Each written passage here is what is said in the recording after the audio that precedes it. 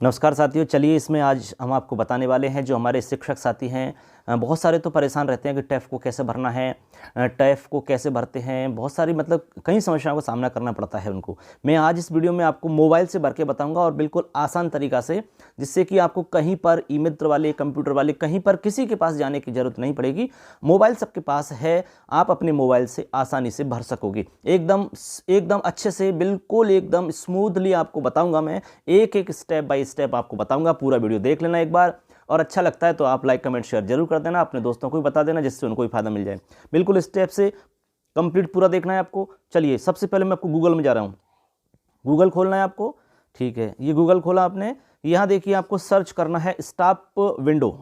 Staff window, हमने staff window किया, इस पर मैंने क्लिक किया। जैसे आपने क्लिक किया तो आपके सामने ये पेज खुल जाता है, ठीक है। अब यहाँ पर आप देख रहे हैं, देखिए स्टार्टिंग में सबसे पहले लिखा हुआ शाला दर्पण स्टाफ विंडो।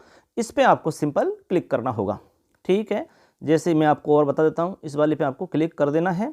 जैसे ही आप क्लिक करोगे तो एक न्यू पेज आपके सामने खुल जाएगा। जैसे मैंने क्लिक किया तो एक नया पेज हमारे सामने खुल रहा है। देखिए खुल रहा है अभी, ये देखिए अब हमारे सामने ये नया पेज खुल चुका है, ठीक। अब आप ऐसा करिए, इसको डेस्कटॉप साइड पे ले आइए।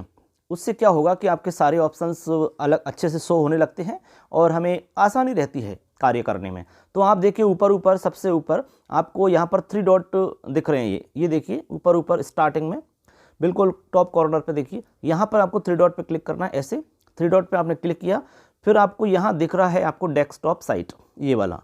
इस डेस्कटॉप साइट पे आपको सिंपल यहाँ जो बॉक्स बना हुआ है इस पे आपको क्लिक करना है। जैसे मैंने यहाँ क्लिक किया, ऐसे जैसे आप क्लिक करोगे तो अब आपकी जो ये स्क्रीन है ये आपकी डेस्कटॉप साइट में आ चुकी है। यानी कि जिस प्रकार से लैपटॉप इत्यादि में हम खोलते हैं, लैपटॉप है, कंप्यूटर है, उसमें जिस प्रकार से खुलता है हमारा ये होम पेज, उसी रूप में यहाँ पर अपने मोबाइल में भी खुलेगा।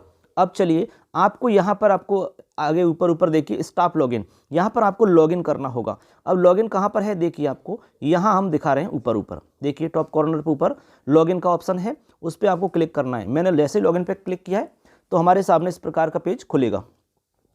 ये पेज आपके सामने आ जाएगा। अब सिंपल इसमें आपको क्या करना है, देखिए मैं थोड़ा जूम करके इसको अच्छे से बता देता हूँ आपको। यहाँ पर आपको 3 चीज़ें फिल करनी होंगी स्टाफ लॉगिन में। देखिए सबसे पहले अपनी यहाँ पर आईडी आपको डालनी होगी, यहाँ पर आपको पासवर्ड फिल करना होगा, और यहाँ पर आपको कैप्चा फिल करना होगा, जो कि यहाँ आपको दिख रहा है। ये वाला कैप्चा आपको इसमें फिल कर देना है। उसके बाद में सिंपल आपको लॉगिन कर देना है। जैसे आप लॉगिन करोगे तो आप स्टाफ विंडो की मेन वेबसाइट जो है अंदर आप उस पर प्रवेश कर जाओगे। तो चलिए मैं सारी चीज़ फिल कर लेता हूँ, उसके बाद में हम लॉगिन करेंगे। आप भी अच्छे से इसको आप आईडी वगैरह भर के और फिल आप कर दें। अब जैसे आपने ये सारी चीज़ देखी, मैंने यहाँ पर दोनों चीज़ें भर दी हैं। अब आपको सिंपल लॉगिन पर क्लिक करना होगा। मैंने लॉगिन पर क्लिक किया। जैसे हमने लॉगिन किया तो अब हम नए पेज पे आ जाएंगे। अंदर देखिए लॉगिन करते ही आप इस प्रकार से यहाँ पर मेन वेबसाइट पर अंदर पहुँच जाओगे। अब यहाँ पर आपको क्या करना है, देखिए यहाँ पर सिंपल आप देखिए इधर लेफ्ट साइड के अंदर जो ये 3 लाइन्स बनी हुई है आपकी, ये देखिए यहाँ पर इन 3 लाइन्स पे आपको क्लिक करना है। फिर आपके सामने यहाँ पर बहुत सारे ऑप्शंस खुलेंगे। जैसे मैंने यहाँ क्लिक किया तो आपके सामने ये कई सारे ऑप्शन आपको दिख रहे हैं। अब देखिए यहाँ पर जो फॉर्म्स लिखा हुआ है, ये फॉर्म्स, इस फॉर्म्स पे आपको क्लिक करना है। जैसे आप इस फॉर्म्स पे क्लिक करोगे तो इसमें कुछ ऑप्शंस खुलेंगे नीचे। देखिए जैसे मैंने इस पर क्लिक किया तो यहाँ पर आ रहा है टैफ, TAF टैफ, इसी पे आपको क्लिक करना होगा। टैफ जैसे ही आप इस पर क्लिक करते हैं तो आपके सामने ये वाला पेज खुलेगा। फिर यहाँ पे आपको टैब टीचर फॉर्मेट सेशन 2021 पे क्लिक करना है। जैसे आप क्लिक करोगे तो आपके सामने एक न्यू पेज खुल जाएगा। मोबाइल से भर सकते हैं, मोबाइल से मैं प्रोसेस बता रहा हूँ पूरी। देखिए अभी चल रही है थोड़ी सी ये नेटवर्क इशू है।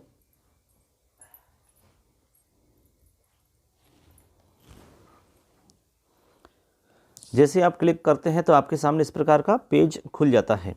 अब यहाँ पर आपकी डिटेल चेक कर सकते हैं, आपके नाम वगैरह है, कर्मचारी यूनिक आईडी है, शिक्षक का नाम क्या है, ठीक है, कार्मिक का मूल पद क्या है, ये आपके NIC आईडी क्या है, कार्मिक का मोबाइल नंबर क्या है, ये सारी चीज़ें यहाँ पर आपके सामने ऑलरेडी मिलेंगी। इनको आप चेक कर लें। उसके बाद में यहाँ पर आपको 2 बॉक्स मिल रहे हैं। कह रहे हैं कि क्या संस्था प्रधान का कार्य संपादित कर रहा है, या आप संस्था प्रधान का काम देख रहे हैं तो यस करना है, और नहीं तो नो करना है। आपने यहाँ पर नहीं कर दिया, ठीक है, मेरे केस में नहीं कर रहा हूँ। तो मेरे केस में यहाँ पर नहीं है, तो नहीं जैसे ही आप करेंगे उसके बाद में आपको यहाँ पर नीचे एक लिखा हुआ है सत्यापित, यहाँ पर आपको सत्यापित जो लिखा हुआ है इस पर सिंपल आपको क्लिक करना होगा। मैं इस पर क्लिक करता हूँ। जैसे क्लिक करेंगे तो हमारे सामने एक न्यू पेज खुल जाता है। अब देखिए यहाँ आपके सामने एक नया पेज खुल चुका है साथियों, ठीक है। अब देखिए हम यहाँ से चलेंगे, आपको इसमें 4 पेज खुलेंगे आपके सामने, चारों पेजों को आपको फिल करना होता है, उसके बाद में ये सबमिट हो जाता है, उसके बाद में आपको लॉक करना होता है, ठीक है। अब देखिए यहाँ पर देखिए सबसे पहले आपको यहाँ पहला पेज आपके सामने खुल रहा है, ये देखिए एकदम स्टेप बाय स्टेप बता रहा हूँ, कोई प्रॉब्लम आपको नहीं आएगी। यहाँ सबसे पहले आप देख पा रहे होंगे, यहाँ देखिए ये वाला जो है आपकी इसमें जुलाई 2021 से दिसंबर 2021 में जो आप क्लास पढ़ा रहे थे या जो क्लास आपने पढ़ाई है उनकी यहाँ पर डिटेल रहेगी। कह रहे हैं कि वर्तमान वर्ष में पढ़ाई जाने वाली कक्षाएं एवं विषय, यहाँ पर विद्यालय लॉगिन से सत्र 21-22 में मैपिंग किए हुए विषय ही प्रदर्शित होंगे। यहाँ पर जो मैपिंग करने के बाद में जो विषय आपके हैं वही यहाँ पर प्रदर्शित होंगे। तो शाला दर्पण पे जाके पहले मैपिंग होती है, मैपिंग होने के बाद में यहाँ आपके विषय शो होते हैं। कई हमारे साथियों के विषय में ये केस है कि यहाँ पर उनके ये सब्जेक्ट शो नहीं हो रहे, तो इसका मतलब है कि अभी आपकी मैपिंग नहीं हुई है। मैपिंग होगी तभी यहाँ पर आपके सब्जेक्ट शो होते हैं। तो आप अपने जो अधिकारी हैं उनसे आप बोल करके मैपिंग करवाएं पहले, उसके बाद में यहाँ आपके जो सब्जेक्ट हैं वो शो हो जाते हैं। तो यहाँ पर जितनी भी क्लासें हैं वो यहाँ आपको पता लग जाएंगी, ठीक है, और जो भी सब्जेक्ट रहेंगे वो यहाँ नाम आ जाएगा उनका। यहाँ आपको कुछ करना नहीं है। आगे चलिए, आगे देखिए यहाँ पर हम आगे बढ़ते हैं। तो यहाँ लिखा हुआ है, देखिए मैं आपको यहाँ अच्छे से बता देता हूँ, विगत 6 माह में विद्यालय में शिक्षक की औसत उपस्थिति क्या रही है, यहाँ आपको बताना होगा। तो यहाँ पर जैसे देखिए आप यहाँ इस पर क्लिक करके देख सकते हैं, यहाँ जैसे कि मेरे केस में 81% से अधिक है तो मैंने इसको 81% से अधिक कर दिया है। यदि कोई अलग है तो आप इसको अलग भी कर सकते हो, ठीक ऐसे। अब यहाँ पर आप देखेंगे इधर अब हमारे सामने एक बॉक्स बना हुआ है, यहाँ लिख रहा है कि अन्य विभाग या संस्था में प्रतिनियुक्ति या शैक्षिक गतिविधि पर आप रहे हैं तो आपको यस करना है, नहीं रहे हैं तो आपको नो करना है, ठीक। इसमें आपने नो कर दिया है तो मेरे केस में यहाँ पर नहीं है तो मैंने नहीं कर दिया। अब मान लो कि आप इस पर यस करते हो तो फिर आपको दिन बताने पड़ेंगे कितने दिन आप रहे, ठीक है। अब देखो यहाँ नीचे आ रहा है कि अन्य विभाग या संस्था में प्रतिनियुक्ति या शैक्षिक गतिविधि पर रहे हो तो उन दिवसों की संख्या आपको बतानी होगी। तो सबसे पहला जो हमारा कॉलम है ये वाला, इसमें लिख रहा है कि प्रतिनियुक्ति या शैक्षिक गतिविधि पर दिनों की संख्या कितनी है, कितने दिन आप रहे। अब मेरे केस में नहीं है तो वहाँ पर 0 कर देना है आपको। ऐसे यहाँ पर है कि अन्य कार्य या गैर शैक्षणिक हेतु जो कार्य हमने किए हैं वो कितने दिन रहे हैं, वो यहाँ पे आपको दिनों की संख्या फिल कर देनी है, ठीक है।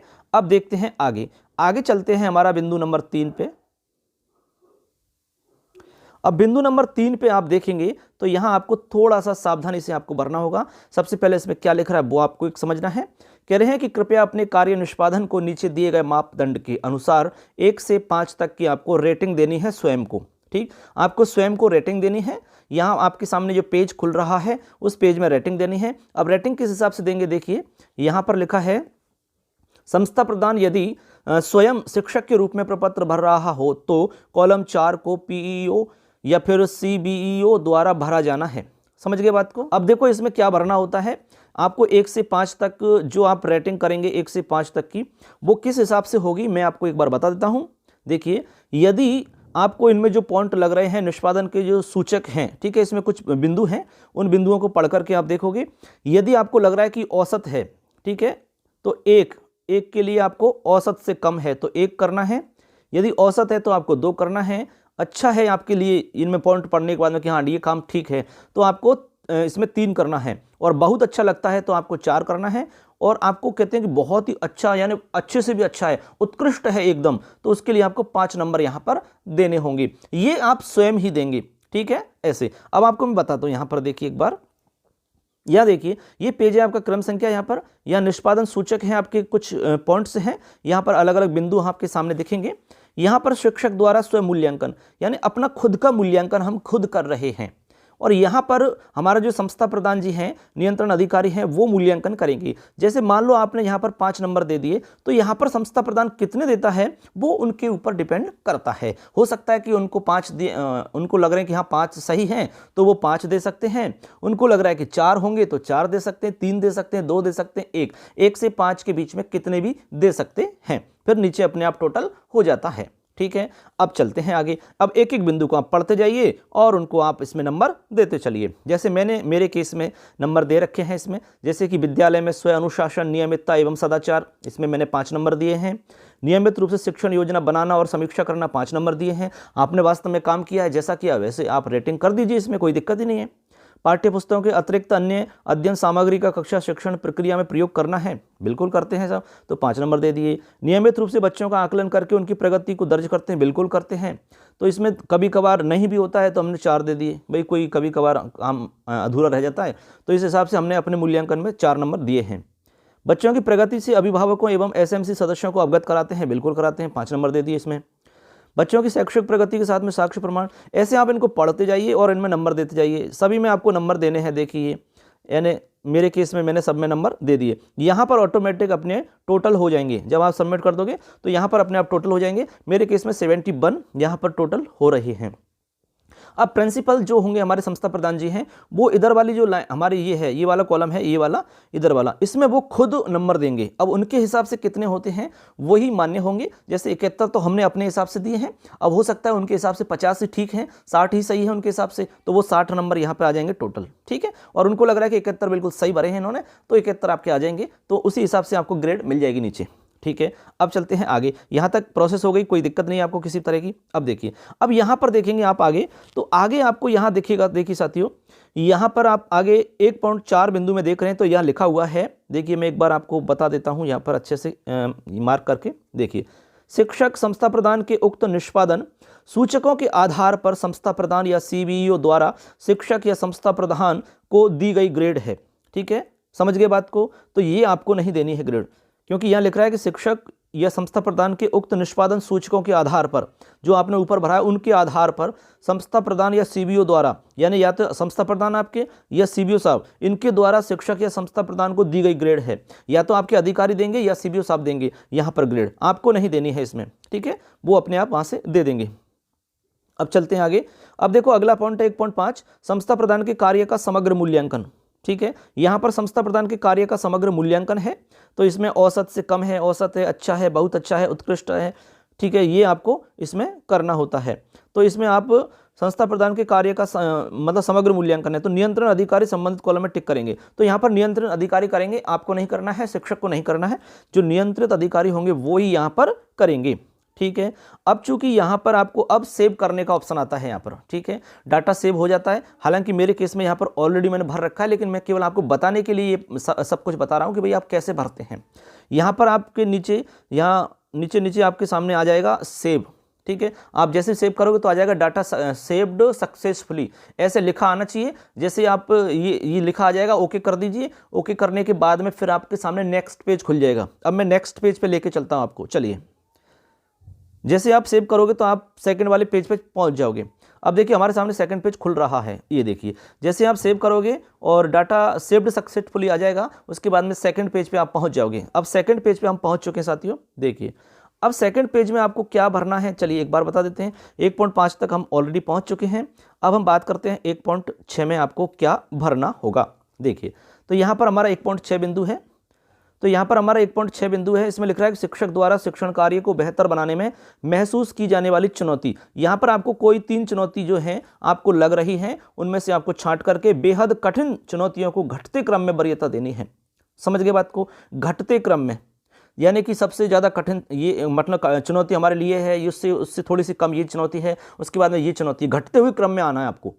अब कैसे इसमें आप रेटिंग करेंगे? देखिए सबसे बड़ी चुनौती के लिए आपको 1 देना है नंबर, उसके बाद में उससे छोटी को आपको 2 देना है, और इसी प्रकार से आपको पुनः उससे छोटी को 3 क्रम में लेते आएंगे आप। तो सबसे बड़ी को 1, फिर उससे छोटी को 2, फिर उससे छोटी को 3, फिर उससे छोटी को 4, 5 ऐसे, लेकिन आपको तो 3 ही देने हैं इसमें।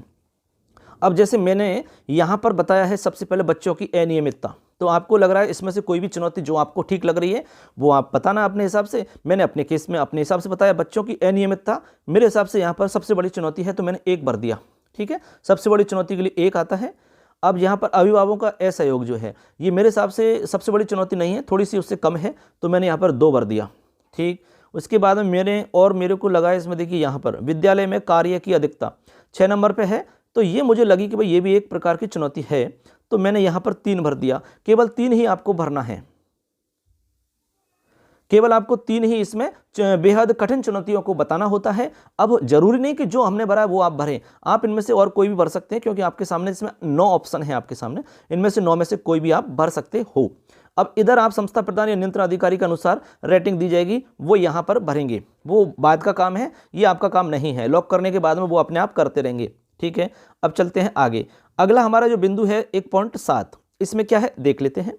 यहाँ देखिए, शिक्षक द्वारा जिन प्रशिक्षणों की आवश्यकता महसूस की जा रही है, किन्हीं 3 आवश्यकता वाले प्रशिक्षणों को आपको आवश्यकता के अनुसार संबंधित बॉक्स में घटते हुए क्रम में वरीयता देनी है। यहाँ भी आपको घटते हुए क्रम में चलना है। कैसे चलना है आपको? देखो, कह रहे हैं कि सर्वाधिक आवश्यकता वाले प्रशिक्षण को 1 नंबर देना है। जो सबसे ज़्यादा आवश्यकता है आपको, नहीं इसका तो हमें ट्रेनिंग चाहिए साहब, तो इसको 1 नंबर दे देना, उससे कम वाले को 2 दे देना, और उससे कम वाले को 3 दे देना। जैसे हमने यहाँ देखा है कि भाई शिक्षण कौशल, इसकी हमें ट्रेनिंग चाहिए और इसकी बहुत ही आवश्यकता है, सबसे ज़्यादा आवश्यकता है, तो हमने 1 दे दिया। ठीक है, इसके बाद में और नहीं है कोई भी। यहाँ चलिए, यहाँ विद्यालय प्रबंधन है, तो विद्यालय प्रबंधन में उससे कम आवश्यकता वाला है, तो हमने 2 दे दिया। उसके बाद में योगा की बहुत आवश्यकता है, लेकिन उससे कम है, तो हमने 3 दे दिया। ऐसे करके आपको 3 रेटिंग देनी है। इधर संस्था प्रधान जी देंगे, आपको नहीं करना है, यहाँ तक आप कर देंगे। फिर उसके बाद में आगे क्या करना है सुन लीजिए। यहाँ पर 1.8 आप देख पा रहे होंगे, यहाँ पर शिक्षकों द्वारा स्वयं के कार्य के बारे में किया गया योगदान, पुरस्कार इत्यादि जो भी आपने प्राप्त किया है, जो भी आपने काम किया है, वो आपको यहाँ पर टिक करना होगा। देखिए, विद्यालय के भौतिक विकास में यदि आपने किसी भी रूप में योगदान दिया है तो आपको टिक करना है। शैक्षिक गतिविधियों का आपने संचालन किया है, करते हैं, तो आपको टिक करना है। क्रियात्मक अनुसंधान आपने किया है तो टिक करना है। पुरस्कार आपको मिला है तो वो टिक करना है। लेखन कार्य आपने किया है कुछ, तो टिक करना है। कोविड-19 में प्रबंधन में आपने सहयोग किया तो टिक करना है। अन्य कोई भी योगदान है तो आपको टिक करना होगा। जैसे ये सब हो जाएगा तो वही आप ऑप्शन नीचे आएगा सेव का। जैसे आप सेव करोगे तो लिखा आ जाएगा डाटा सेव्ड सक्सेसफुली, फिर आपको ओके पे क्लिक करना होगा। उसके बाद में आप नेक्स्ट पेज पर पहुंच जाओगे। ये यहाँ पर नीचे इसलिए लिखा हुआ नहीं आ रहा मेरे केस में, क्योंकि मैंने ऑलरेडी इसको भर करके लॉक कर दिया है। मैं यहाँ सिर्फ आपको बता रहा हूँ कि कैसे भरते हैं। ठीक, अब हम चलते हैं नेक्स्ट पेज पे। जैसे आप इस पे सेव कर दोगे, ओके कर दोगे, उसके बाद नेक्स्ट पेज आपके सामने खुल जाएगा। अब देखिए, इस प्रकार से आपके सामने नेक्स्ट पेज खुलेगा। ये नेक्स्ट पेज हमारे सामने खुल रहा है। ये अब देखिए, ये हमारा लास्ट पेज है। ठीक है, ये नेक्स्ट पेज है और यही हमारा लास्ट पेज है। देखिए, अब इसमें देखिए ऊपर ऊपर लिखा हुआ है आपका, यहाँ पर एक बार मैं आपको अच्छे से बता देता हूँ। देखिए, ये कह रहा है कि 1 जनवरी 2021 से 30 जून 2021 में जिन प्रशिक्षण या कार्यशालाओं में जिस भूमिका में भाग लिया है उसका विवरण आपको देना है पूरा का पूरा। आपने यदि कोई भी ट्रेनिंग ली है इस बीच में, ठीक है, 6 महीने के बीच में, जनवरी से जून के बीच में कोई भी प्रशिक्षण लिया है आपने किसी भी रूप में, आप किस रूप में थे, किस भूमिका में थे, वो आपको यहाँ पर बताना होगा। जैसे यहाँ पर कुछ आपके लिए संकेत दिए हैं कि यहाँ देखो, शिक्षक के रूप में आप हैं तो 1 नंबर, प्रधानाध्यापक के रूप में 2, प्रशिक्षक के रूप में आपको 3, सामग्री निर्माणकर्ता में आप रहे हैं तो 4, प्रिंसिपल हैं तो आपको 5, व्याख्याता हैं तो 6 आपको कॉलम भरना होगा। कॉलम संख्या 7 के लिए आपको डाइट, समग्र शिक्षा में 2 आपको भरना है, और ये RSCERT में 3, गैर सरकारी संगठन में अन्य में 4 आप भरेंगे। अब कैसे आपको भरना है, चलिए एक बार इसमें हम देख लेते हैं। ये कह रहे हैं कि कार्मिक के किसी प्रशिक्षण या कार्यशाला में भाग नहीं लेने की स्थिति में कॉलम संख्या 2 में कोई नहीं विकल्प का चयन करना होगा। मान लो आपने कोई भी ट्रेनिंग नहीं करी इस बीच में, तो आपको इसमें यहाँ पर देखिए, इस जगह आपको ड्रॉप बॉक्स बना हुआ है, यहाँ ड्रॉप बॉक्स पे आपको क्लिक करना है, लिखा हुआ है ना सेलेक्ट। इस पर आप जैसे ही क्लिक करोगे तो यहाँ बहुत सारे ऑप्शन खुल जाएंगे, उनमें से आपको छांट लेना है कोई ट्रेनिंग नहीं, ये वाला ऑप्शन मिलेगा। और भी बहुत सारी ट्रेनिंग्स के नाम मिलेंगे आपको, ठीक है, वो सब नाम आप देख लेंगे। जो भी ट्रेनिंग आपने की उस पर क्लिक कर देंगे। मेरे केस में कोई ट्रेनिंग नहीं है तो मैंने इस पर क्लिक कर दिया है। अब मान लो इसमें ट्रेनिंग होती तो फिर आपको यहाँ बताना होता कि कार्यशाला की अवधि, प्रारंभ होने की अवधि क्या थी, कब प्रारंभ हुई, उसके बाद में कार्यशाला की अवधि कितने दिन की थी, वो आपको दिन बताने यहाँ पर 15 दिन, 10 दिन, 20 दिन, उसके बाद में आप उसमें किस भूमिका में थे, यहाँ पे आपको इसमें क्लिक करके आपको इसमें अपने भूमिका चयन करनी होती। तो यहाँ पर आपको नंबर देने होते ऊपर से, जैसे हमने ऊपर बताया प्रधान अध्यापक के लिए 2 नंबर है, प्रशिक्षक के लिए 3 नंबर है, सामग्री निर्माणकर्ता के 4, ऐसे आपको नंबर यहाँ देने होते।